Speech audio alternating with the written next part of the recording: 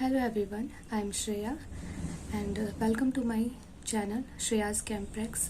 Today we will learn how to do electronic configuration.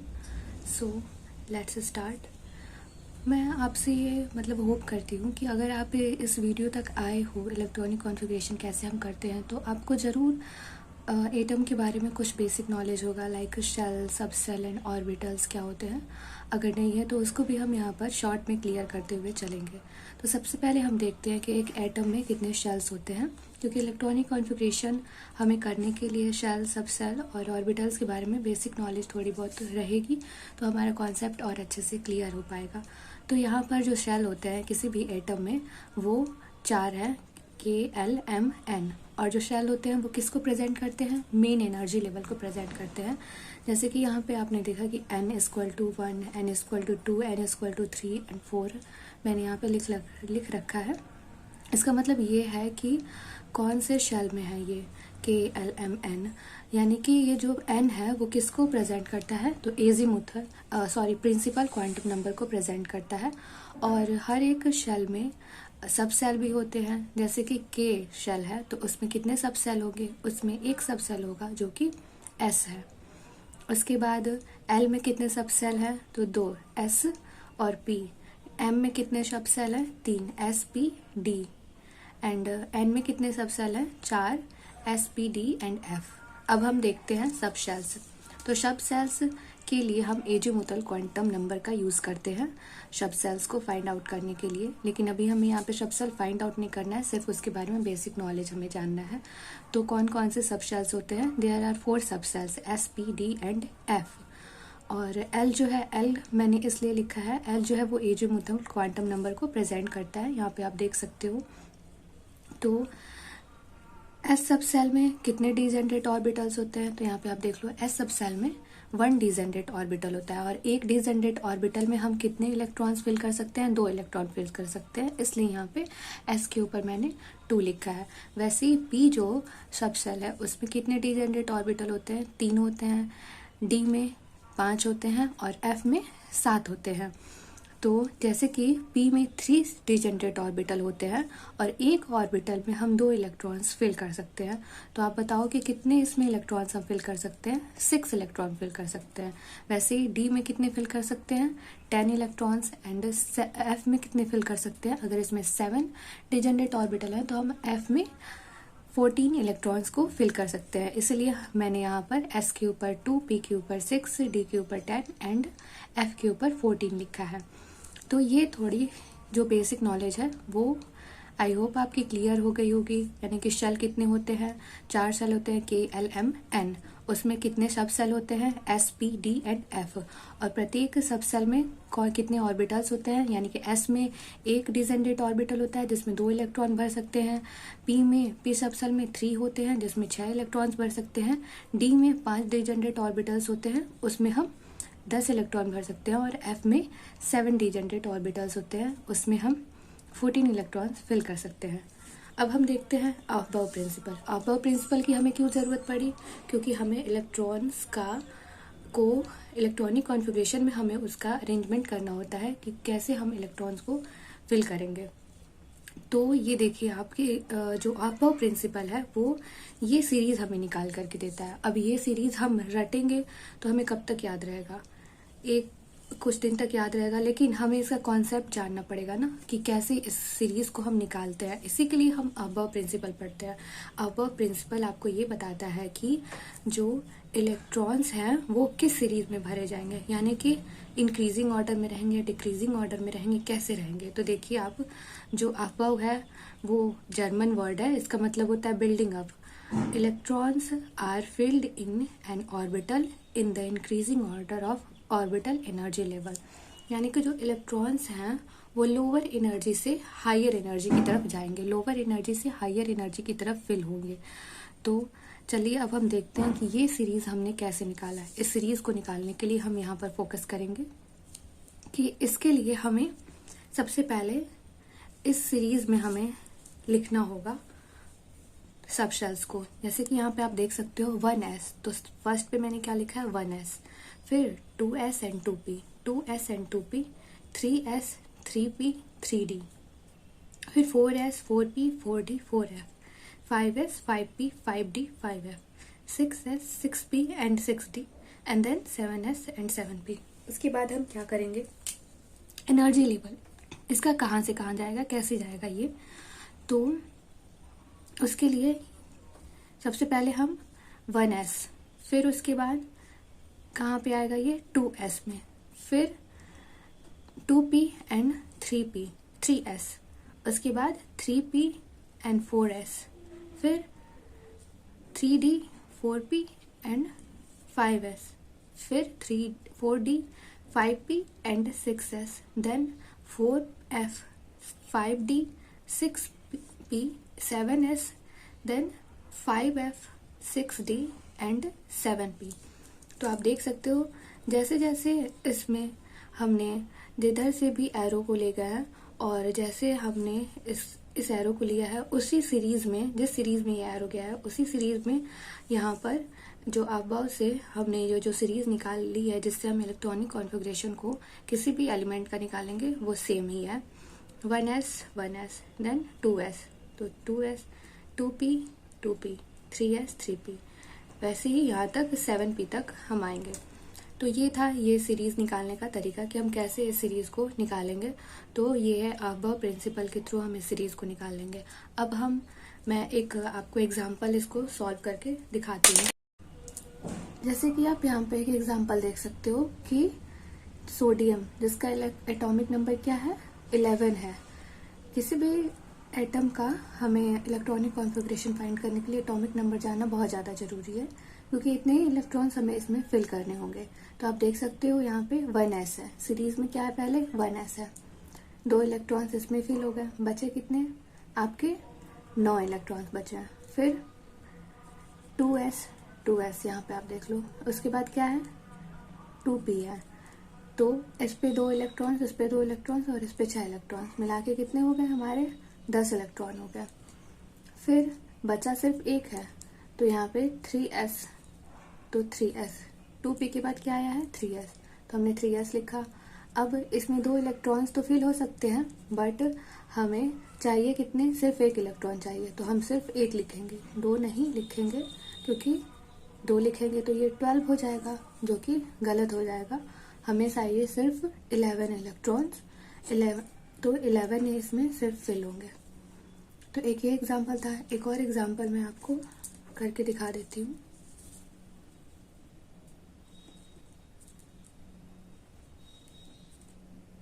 जैसे ये lithium है, lithium का एटॉमिक नंबर क्या होता है 3। अब आप देखो सबसे पहले क्या रहेगा 1s, तो s में कितने इलेक्ट्रॉन फिल हो सकते हैं 2। फिर क्या आता है 2s, s में 2 इलेक्ट्रॉन तो फिल हो सकते हैं, 2 हो सकते हैं, लेकिन हमें 2 नहीं करना है, हमें सिर्फ 1 इलेक्ट्रॉन फिल करना है। तो यहाँ पे 1, अब ये देखो 2 और 1 कितने हो गए 3, और हमारा एटॉमिक नंबर क्या है 3, तो यहाँ पे 3 इलेक्ट्रॉन्स हमने इसमें फिल कर दिए। तो ऐसे ही हम इलेक्ट्रॉनिक कॉन्फ़िगरेशन करेंगे 1 से लेके 30 तक एलिमेंट के। तो चलिए देखते हैं। तो यहाँ पे मैंने 1 से 30 तक के सारे एलिमेंट्स लिख दिए हैं और एक एक करके हम देखते हैं। सबसे पहले हाइड्रोजन है, हाइड्रोजन के लिए हमें कितने इलेक्ट्रॉन्स चाहिए, कितने हमें इसमें इलेक्ट्रॉन फिल करने होंगे, तो 1 है इसका एटॉमिक नंबर, तो 1 ही। सबसे पहले क्या आता है सीरीज में 1s, 1s इलेक्ट्रॉन कितने चाहिए 1, सिंपल, सिर्फ यही है इसका इलेक्ट्रॉनिक कॉन्फ़िगरेशन। ऐसे हीलियम के लिए 1s और कितने इसमें चाहिए 2, तो 1s2, देखो आप 2 इलेक्ट्रॉन्स कंप्लीट हैं। फिर लिथियम का मैंने आपको बताया ही था 1s2 2s1।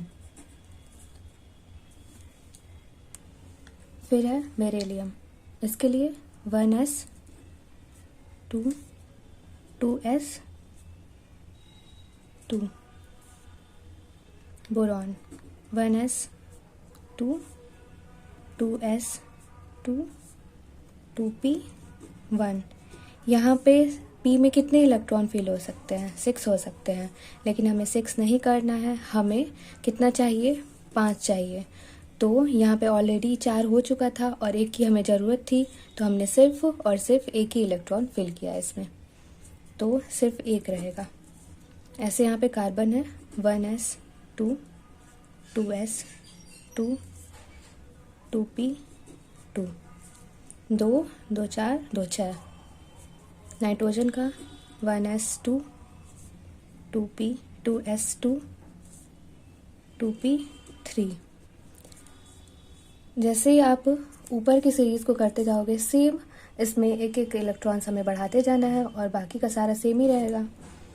फिर क्या है 1s2 2s2 2p4 2 2 4 4 8 8 यहाँ पे भी है 8 यहाँ पे भी है।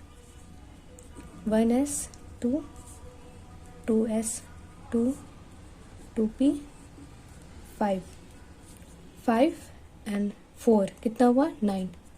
यहाँ पे देखिए 1s2 2s2 2p6।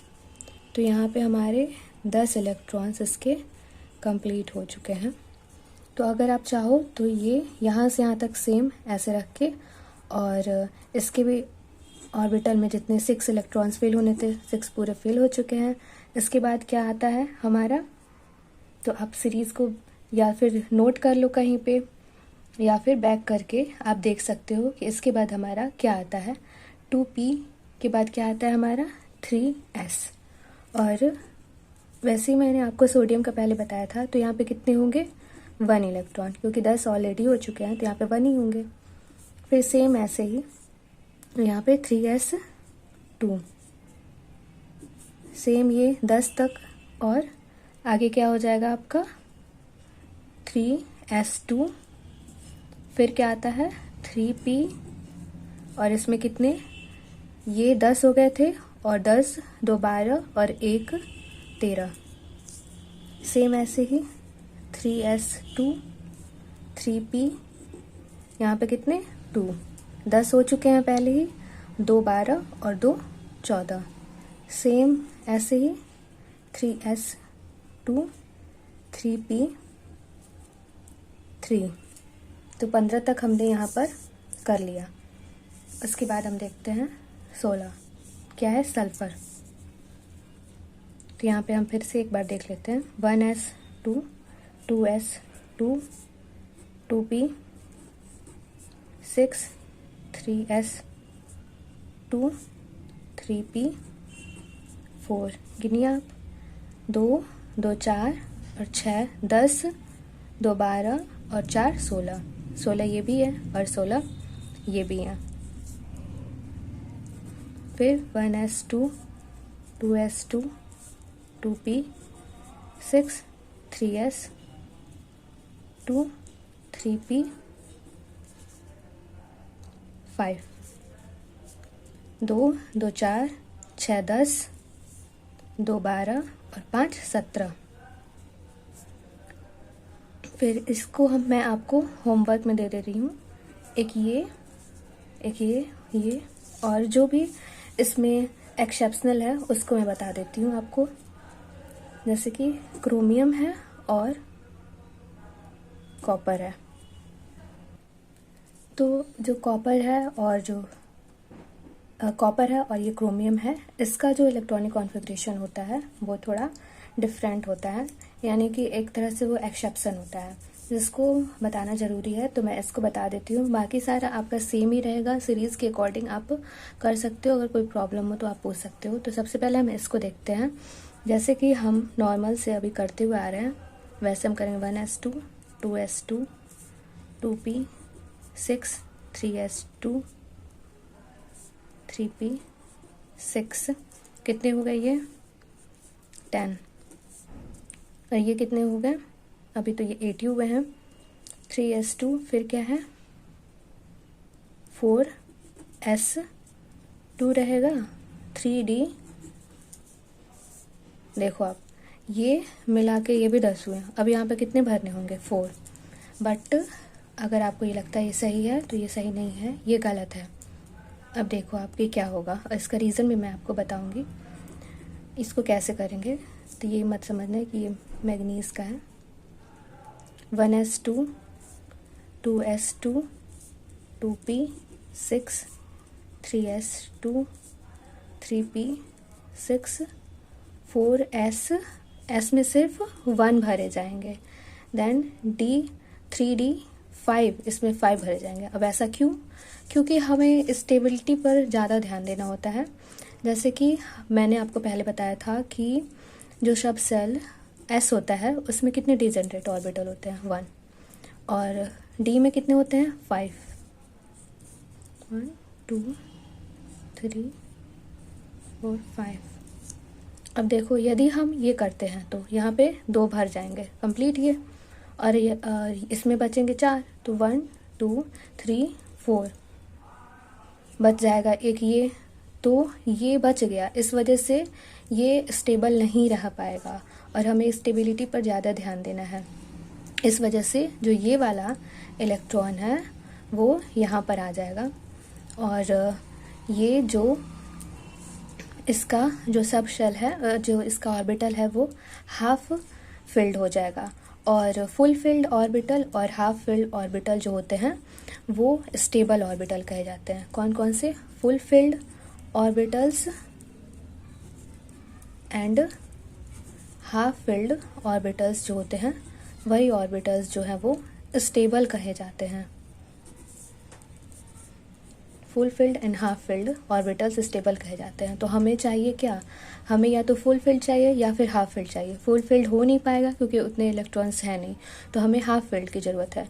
इस वजह से हम क्या करेंगे, इसमें सिर्फ 1 इलेक्ट्रॉन भरेंगे s में, और d में हम 5 इलेक्ट्रॉन भरेंगे। 1 2 3 4। तो देखो आप, यहाँ पे हमने 1 इलेक्ट्रॉन भरा s में और d में हमने कितना भरा? 5 भरा।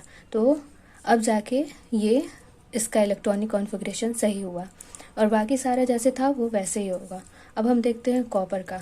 कॉपर में भी सेम चीज़ है। पहले हम गलत वाला करेंगे। 1s2 2s2 2p6 3s2 3p6 4s2 3d। यहाँ पे कितना होगा? अगर ये 10 हो जा रहा है, ये भी 10 हो जा रहा है, बचा कितना? 29 होता है, 9 बचा। अब देखो, ये फुल फिल्ड कंप्लीट होने से सिर्फ 1 बचा हुआ है, इस वजह से ये गलत हो जाएगा। अब ये क्या होगा? ये होगा ऐसे 1s2 2s2 2p6 3s2 3p6 4s1 and 3d 10। मैंने क्या बताया था आपको कि कौन कौन से ऑर्बिटल स्टेबल होते हैं? Full field orbital and half filled orbital. तो ये देखो आप,